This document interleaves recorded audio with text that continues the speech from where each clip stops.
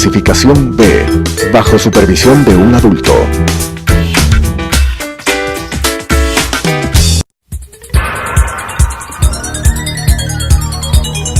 Las opiniones vertidas en este espacio por la producción y dirección del programa son de exclusiva responsabilidad de sus autores y de quienes intervienen en ellos.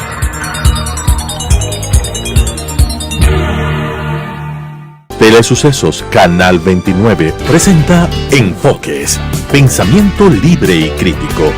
Día a día buscaremos diferentes visiones para la comprensión de la realidad del tercer milenio. Enfoques, un espacio que une noticia, análisis y opinión.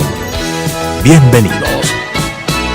Gracias por estar con nosotros aquí en esta nueva edición de Enfoques. Luego de haber vivido como país la consulta electoral, queremos analizar los resultados y qué es lo que le viene al Ecuador luego de lo que vivimos el día 4 de febrero.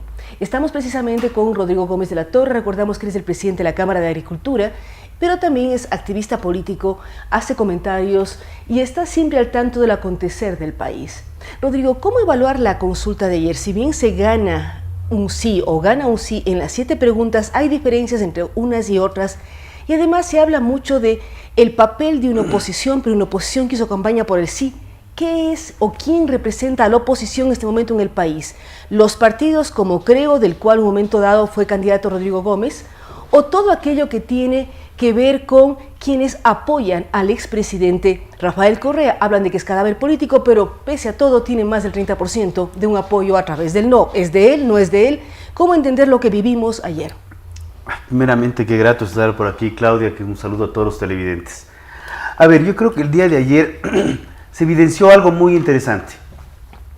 Primeramente, las campañas por el sí y las campañas por el no fueron campañas orientadas a la plancha, no fueron campañas orientadas a pregunta a pregunta, lo cual, ante la diversidad de preguntas, creo que era importante que la ciudadanía vaya diferenciando.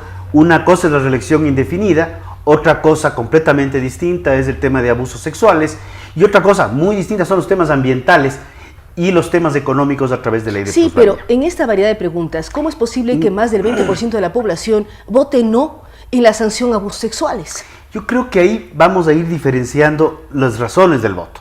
Tenemos primeramente un voto de oposición a lo que está al gobierno actual, es el voto rechazo al gobierno actual, que no les olvidemos que es el mismo partido político y el mismo proyecto que presentó Alianza País hace algunos años.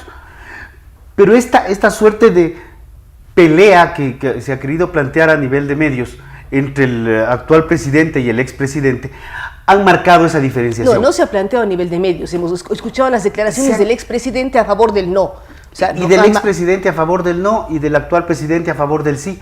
Pero en ambos casos se planteaba un voto masivo y vimos que la ciudadanía ha ido diferenciando pregunta a pregunta. Yo creo que eso es muy válido, porque ya no se cayó en el juego electorero per se. Sí hay un voto duro definitivamente, de un 26, 28, ya tendremos los resultados completamente oficiales en las próximas horas, y que nos digan exactamente cuánto fue sí, cuánto fue no, sacar los promedios y sacar los mínimos. Pero creo que hay una ciudadanía que está comenzando a darse cuenta que esta democracia plebiscitaria, como se la denomina, es algo que no vamos a poder jugarlo siempre. Ya se habló, por ejemplo, de es posible llamar a una nueva consulta popular por la ley de comunicación. La ley de comunicación es una ley mordaza que debe ser derogada, no tiene que ser no consultada. necesita consulta, además, igual que se la hizo, se la puede deshacer, que es a través del Poder Legislativo. Bueno, en ese caso, prácticamente ninguna de las preguntas requería consulta. No nos olvidemos que inclusive la consulta de reelección indefinida se la hizo en una suerte de proceso electoral que nos llevó a las urnas con oposición de la gente. Y más bien hubo inclusive casos de represión de la policía a los ciudadanos para que no se apruebe las famosas enmiendas. Pero eso fue aprobado, todos lo recordamos, en un mes de diciembre del año 2015 para que corran para las siguientes elecciones. Hay una serie de procesos. Pero ¿hasta cuándo el Ecuador va a las urnas todos los años? Ayer fuimos por consulta, próximo año se habla ya que se mueve el calendario electoral para incluir la no reelección indefinida. Va a moverse la elección para alcaldes y prefectos aparentemente para marzo. Entonces, ¿hasta cuándo en el país tenemos esta suerte de ir todos los años a las urnas para elegir o para votar sí o no en una serie de cosas? A ver, en total vamos yendo a las urnas desde la primera postulación del expresidente Rafael Correa. Hemos ido con el día de ayer a las urnas en promedio una vez cada 10 meses. Desde el 2006 hemos ido a las urnas una vez cada 10 meses. Son 14 procesos electorales y considero que el proceso de enmiendas que no llevó a urnas fue un proceso que movió todo el aparataje político. Y ese hubiese sido el 15. Ese hubiera sido el 13º para que este sea el 14º. Ya. Pero se completan 14 incluyendo ese. Seguir moviendo los calendarios electorales para acomodarse a los tiempos políticos, yo creo que es un error. Hay que ver, teníamos elecciones en febrero del 2019, ahora se habla de que puede ser marzo. Ya vamos poniendo reglas del juego claras. Uno de los mayores pedidos, y que a partir de hoy creo yo que la ciudadanía ya debe comenzar a empoderarse y ya debe dejar de pedir y comenzar a exigir, es resultados. Y uno de los pedidos y exigencias claras ha sido estabilidad jurídica. Dejemos de seguirle dando vueltas a N cosas, dejemos que las reglas del juego sean claras, sea esto en materia electoral, sea esto en materia tributaria, en materia laboral, en materia societaria. Acabamos de aprobar una ley en el mes de diciembre, mal llamada de reactivación económica. Tenemos que ya ir definiendo temas estructurales, no podemos seguir de plebiscito en plebiscito, de consulta en consulta, de cambio en cambio, cuando vemos que hay un deterioro en la economía, hay un deterioro en el empleo y que ya son temas mucho más contundentes y estructurales de la economía. Hay una serie de elementos. Si hablamos de reelecciones, de acuerdo a la información que circuló el día de ayer, un expresidente no puede ir a la reelección, que es el presidente Rafael Correa. 75 asambleístas que conforman hoy la Asamblea Nacional no pueden ir a la reelección. De igual manera, 47 alcaldes y 17 prefectos. Pero retomando el tema económico, ¿qué demanda el país luego de la consulta? Hay la pregunta que tiene que ver con la famosa ley de plusvalía. ¿Qué debería ser o qué deberíamos esperar como ecuatorianos, al margen de la tendencia política? Porque decíamos, oposición o no oposición, ¿qué debemos esperar como país de respuestas de un gobierno que nos involucró en una campaña electoral, nos involucró en un plebiscito? Algunos hablaban ayer de la tercera vuelta electoral que valide el gobierno de Moreno. ¿Cómo esperar que actúe en esta semana previa además de un feriado largo que es el feriado de Carnaval? Creo que acabas de poner un factor crítico. En los últimos 10 años siempre han habido alguna suerte de remesón político, algún tsunami político previo. Históricamente, si uno piensa en Rodríguez Lara, piensa en el carnavalazo. Bucaram y todos los líos del interinazgo se dieron en un carnaval. Veamos, carnaval tiene un tinte político en este país. Sí, veamos con qué nos sale en estos días. Pero yo creo que luego de que hubo el triunfo en abril del año pasado y se planteó los famosos 100 días, que no podemos olvidarnos, a partir del 24 de mayo, que luego se extendieron alrededor de 120, 130 días, vía Consejo Consultivo Productivo y Tributario, mesas de diálogo. Luego estas mesas de diálogo no necesariamente derivaron en lo que se esperaba. Los ejes cruciales, fundamentales y transversales que se repitieron en todas las mesas no fueron acogidos por el gobierno. Recién estamos viendo los primeros pasos que podrían darse en esta semana o en estos próximos días. Y yo creo que la ciudadanía ya está como que, ya te dimos los 100 días, de los 100 días ya nos dimos un placito extra, ya nos fuimos a la consulta. Yo creo que, señor presidente, ya es hora de ir tomando decisiones, porque hay un clamor ciudadano, hay un clamor popular, hay un clamor empresarial inclusive, que requiere de reglas claras. El Ecuador tiene ya un tratado comercial con Europa que ha permitido sostener empleo y crecer alrededor de 400 millones en exportaciones, que son fuentes de empleo. Pero sin embargo, seguimos con un anticipo de impuesto a la renta que ha sido exonerado por un año, pero que sigue siendo un problema para la economía. Seguimos con un problema de no empleo pleno, porque hay una sobrerigidez laboral que está complicando la economía. O sea, ¿por qué no hacemos algo diferente? ¿Por qué no hacemos una suerte, y aprovechando que viene el carnaval, un carnavalazo productivo? Y pensamos en una ley económica urgente, no solamente para derogar la ley de plusvalía. Deroguemos ley de plusvalía y eliminemos la fórmula del anticipo de impuesto a la renta. A ver, el cuento del tema de la plusvalía no es que se va a reformar y mandar otra ley, o vamos a derogarla. Lo ideal sería que se deroguen las cosas y volvamos muchas veces al estado anterior. Ahí podríamos tomar en temas. Uno de los clamores era la derogatoria de la ley de comunicación. Ni siquiera hemos topado ese tema.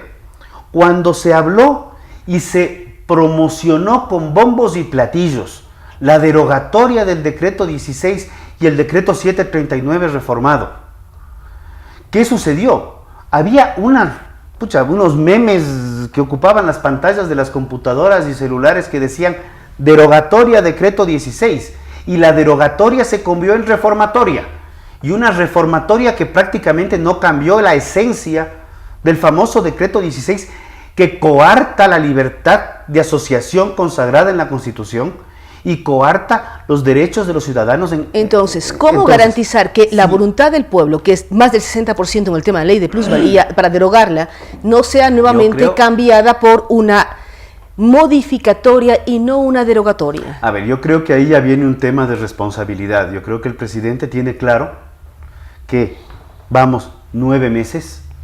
9 meses es lo que toma un parto. Y lo que toma gestar un bebé y tener un parto, tener una nueva criatura. Si en 9 meses no vamos a tomar las reformas y los cambios que se requieren, yo creo y tendría un pronóstico reservado. Hemos visto una reactivación de la sociedad civil, hemos visto nuevamente manifestaciones, hemos visto nuevamente marchas completamente válidas y completamente democráticas. Pero aquí la gente le ha entregado al presidente un cheque y le ha dicho: señor presidente, este sí no es un cheque en blanco. A ver, ¿es un cheque o es un pagaré que tiene que devolver al pueblo? Diferenciemos la figura del cheque. El cheque yo creo que es más comprensible que un pagaré. El pagaré es algo que entregamos y que tenemos que entrar a juicio para que nos devuelvan. Pero aquí sí hay una suerte de cheque. En el caso de la pregunta del Consejo de Participación Ciudadana, le hemos dicho al presidente: usted, por favor, denos los nombres de las personas que usted piensa nominar. Y no ha habido respuesta. Más bien, aquí pero sí era un tanto lógico, porque mientras no estaba la consulta ganada en este caso, no se podía adelantar los nombres, que de pronto generaba una serie de reacciones. Podría generar circularon nombres a través de las redes, una serie de ciudadanos pusieron listas, pero generaba ruido y generaba molestia. Decía, ¿cómo así si todavía no votamos? Cuando vamos a las acciones más que a las promesas, uno de los temas cuando se elegía la terna, por ejemplo, de vicepresidencia, se planteó una terna totalmente libre de correísmo, es lo que la ciudadanía planteó. Y lo que nos dio el presidente fue una terna absolutamente alineada al proyecto político original e inclusive una terna que en su momento se pronunció en favor abierta y públicamente de reelección indefinida. Una terna que estaba María Alexandra Vicuña, actual vicepresidenta ya encargada en ese momento, la actual ministra de Justicia, Rosana Alvarado, y la actual canciller. Y la actual canciller de la República, quien acaba de decirnos el día de ayer en las declaraciones que este es un triunfo de Alianza País y es un triunfo de la revolución, cuando nos deja un poquito pensando qué ha pasado, o sea, cuál es, y ahí viene la pregunta que en algún momento salió, es ¿quién es oposición? Porque vimos que todo el mundo hacía campaña por el sí. Entonces, de los más diversos, desde la gente de Fuerza Ecuador, Democracia Sí, Izquierda Democrática, todos popular, se unieron por el sí. Se unieron por el sí. Y en cambio, el propio expresidente Correa decía, con un movimiento que ni siquiera existe, no tenemos número, logramos lo que logramos. Que son los disidentes de... Lo cual nos deja a pensar en algo también. Cuando el presidente Correa hacía referencia a los cadáveres políticos no existen. La ciudadanía al final del día sabe... Tienen capacidad de resucitación. Sí, y una y mil veces. Y si hacemos memoria, el expresidente Bucaram, que pasó tantos años en Panamá cuando estuvo más vigente que nunca y está más vigente que nunca el día de hoy. No sé si para un proceso Pero ahí electoral también tendríamos que analizar, ahí sí, cuán responsables son los medios y cuán responsables son otros factores de la sociedad. Yo ahí sí voy a hacer una crítica. Yo creo que los medios a veces ya también hay que un poco diferenciar. Estamos sumamente ocupados y lo que vemos en prensa y lo que vemos en redes sociales es la coyuntura. Pero muchas veces una noticia de segundo, tercero o cuarto nivel es realmente qué es lo que está pasando en la vida real. ¿Qué es lo que está pasando en las estructuras políticas de los estados? ¿Qué es lo que está pasando en el problema económico?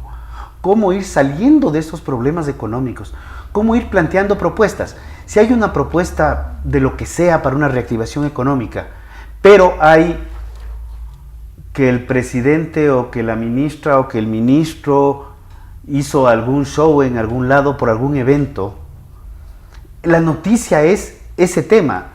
La semana previa a las elecciones hacía un balance y dije, ¿de qué se habló esta semana? Y si hacemos una revisión rápida, se habló de los huevos al presidente Correa, se habló de la basura en Quinindé. Previo a la basura en Quinindé, de la casa del presidente Correa, que estaba registrada en 3.000 y estaba valorada en 400.000. Luego pasamos a la basura en Quinindé, se mencionó algo del tema de los hermanos Alvarado, y los temas estructurales, que era sobre una consulta en marcha, con 7 preguntas completamente fundamentales, pasaron a segundo plano.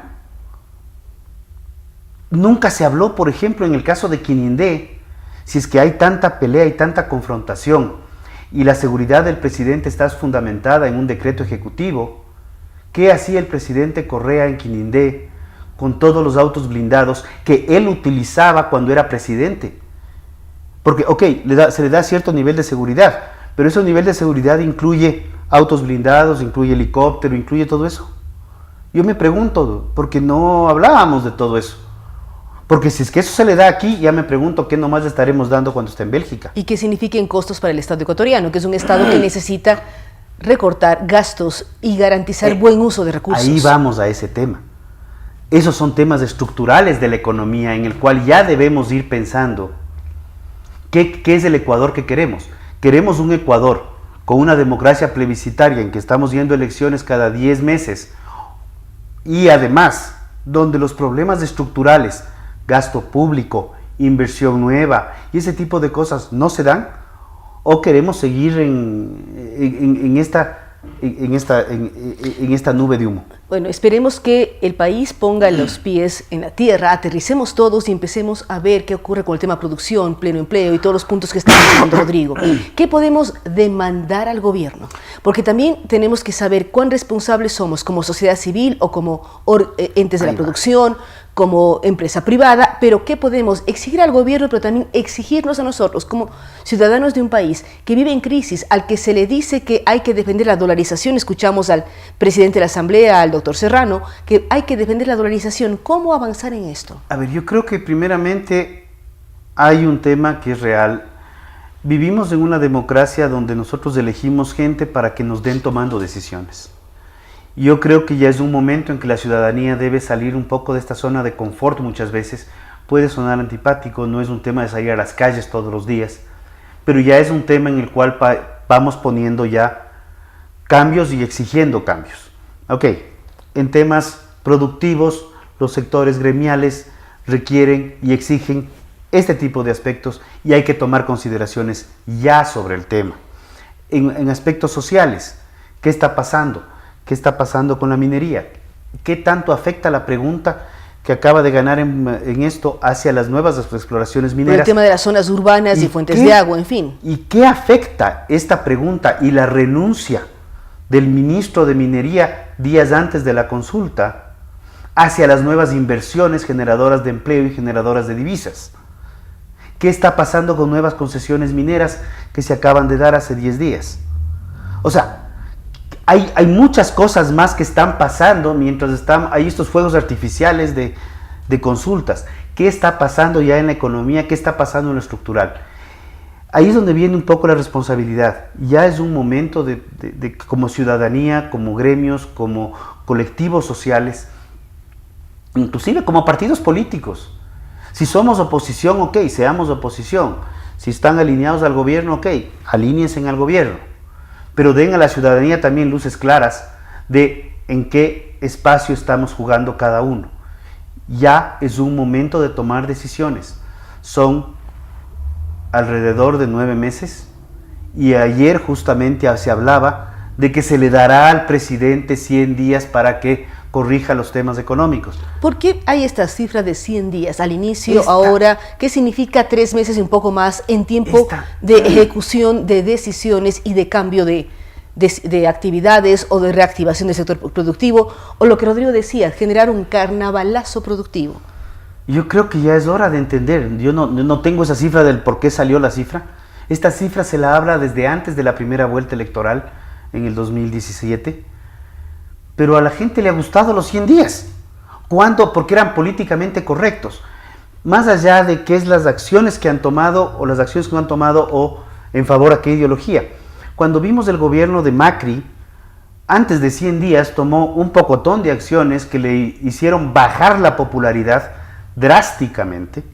Sin embargo, la confianza en la economía argentina ha crecido tan así que este señor Mauricio Macri fue... ¿Cómo conjugar dos elementos?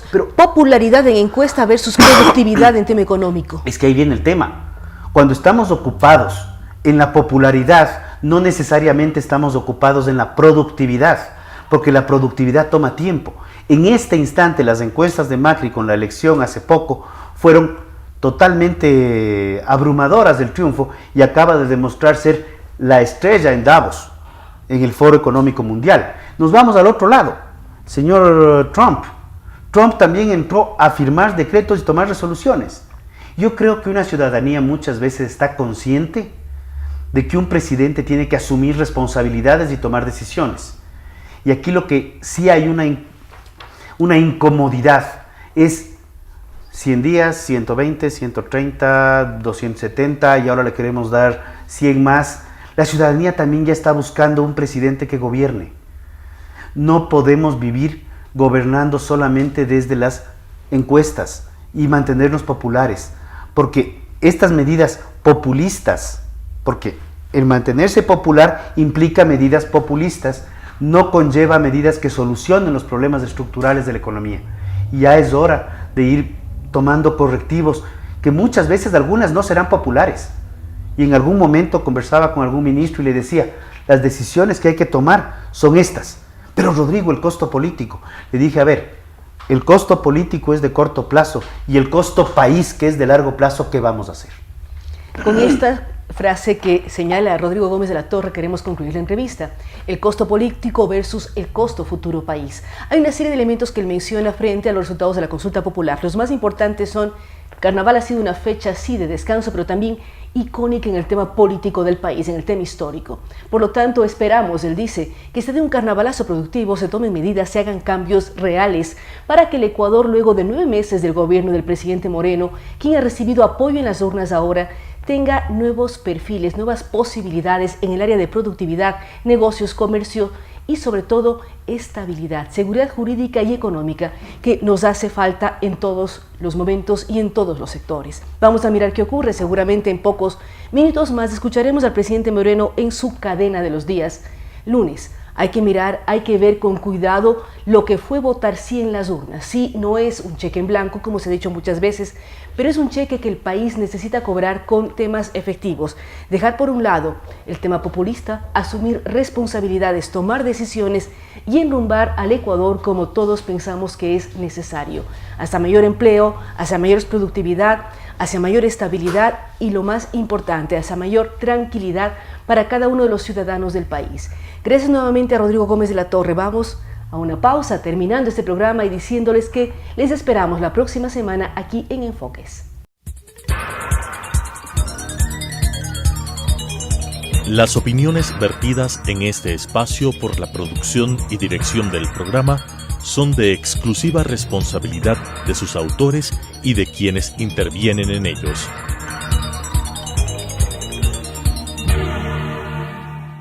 Telesucesos Canal 29 presentó Enfoques, pensamiento libre y crítico. Día a día buscaremos diferentes visiones para la comprensión de la realidad del tercer milenio. Enfoques, un espacio que une noticia, análisis y opinión.